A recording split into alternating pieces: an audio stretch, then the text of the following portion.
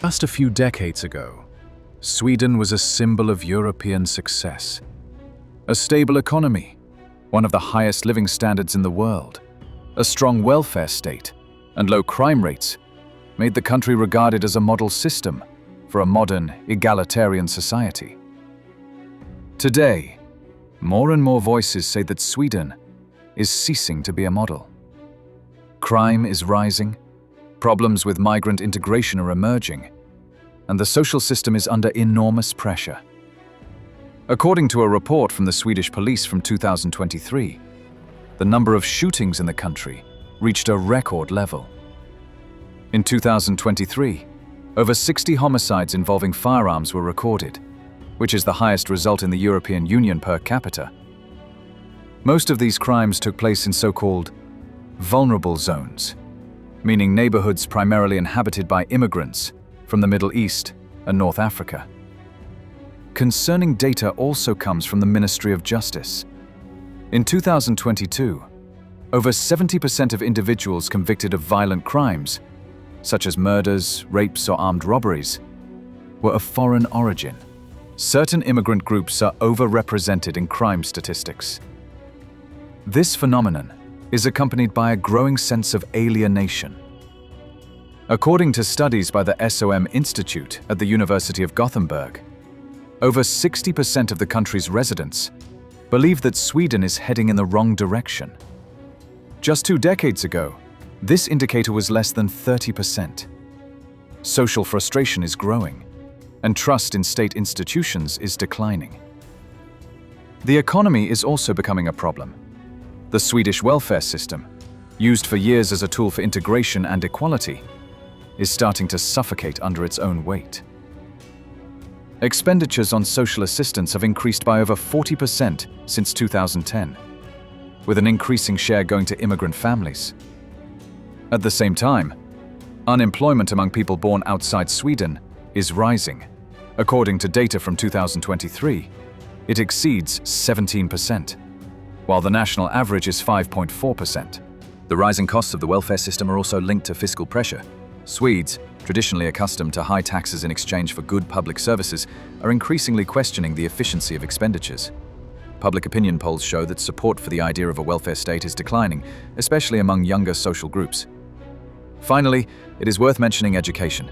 Schools in vulnerable zones struggle with staffing issues, lack of discipline, and poor student performance.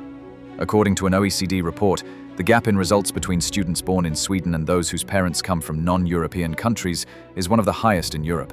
This is not only an educational problem, but also a social one, because children who do not succeed in school often end up on the margins of society. The welfare state, which for decades was an example of harmony between the market and redistribution, today grapples with problems that undermine the foundations of the Scandinavian model. Deep reforms, generous benefits, openness to refugees, all that once inspired admiration now sparks controversy. Sweden is becoming an example of a country that has lost control over the consequences of its own migration policy.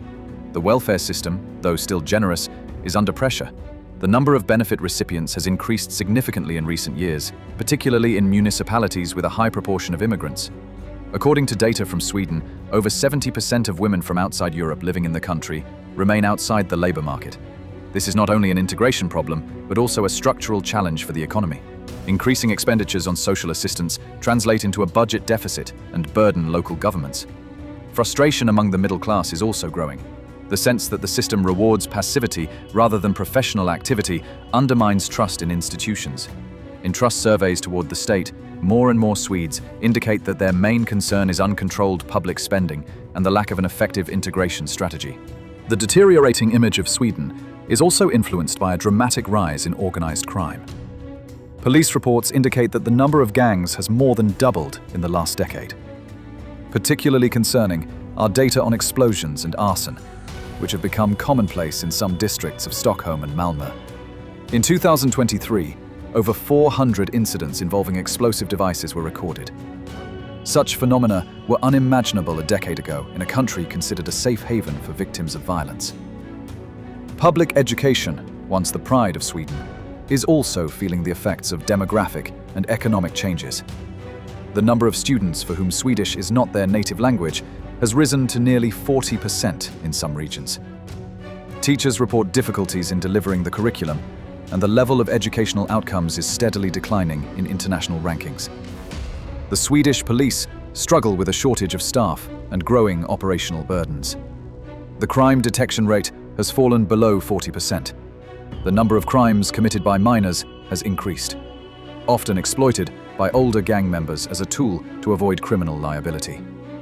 This shows the erosion not only of the legal order, but also of the value system. The Swedish government, seeing the scale of the problems, is gradually tightening its course. Stricter asylum regulations, restrictions on access to benefits, and new tools to combat gangs are being introduced. However, some experts believe this is too little, too late. The legacy of decades of liberal migration policy proves too deep to be quickly reversed. Swedish society is becoming increasingly polarized. Anti-immigration parties are gaining popularity, and public debate is increasingly dominated by topics of identity, security, and the future of the social model. Meanwhile, the economy is not growing as expected. GDP per capita, though still high, has stopped growing, and labor productivity lags behind European leaders. Although Sweden remains one of the most developed countries in the world, more and more indicators show that the social and economic model, once held up as an example, is experiencing serious cracks. One of the more alarming signals is the rise in social inequalities, paradoxical in a country that for years was a symbol of egalitarianism.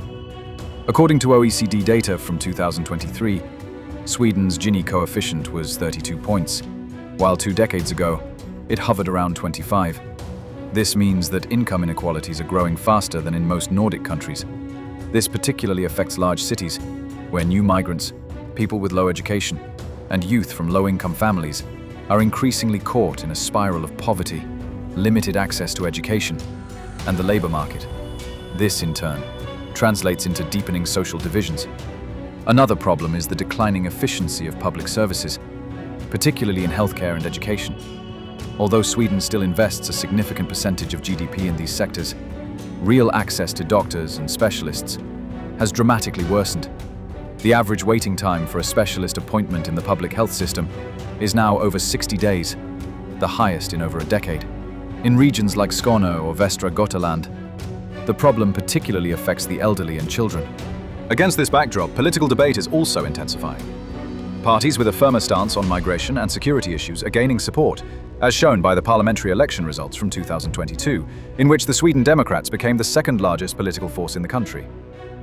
Slogans like regaining control or restoring order resonate increasingly strongly in a society that until recently championed openness and tolerance. The last, but no less significant challenge, is public finances. Although Sweden maintains a relatively low level of public debt, around 35% of GDP, the costs of maintaining the welfare system are growing faster than tax revenues. This particularly concerns expenditures on social housing, family benefits, and support for the unemployed, which increasingly cover the migrant population. Without deeper structural reform, the Swedish welfare state model will become increasingly difficult to sustain. Already today, there are voices suggesting that Sweden may be heading towards social dualism. On one side, a highly skilled, well-paid elite in global economic sectors, and on the other, marginalized groups in satellite cities and peripheral districts. From a country that for decades was a laboratory of progress, Sweden is starting to be seen as a case study of overly rapid, uncontrolled transformation. The final balance of this transformation has not yet been written, but one thing is certain. The myth of Sweden as a model Scandinavian society requires serious revision today.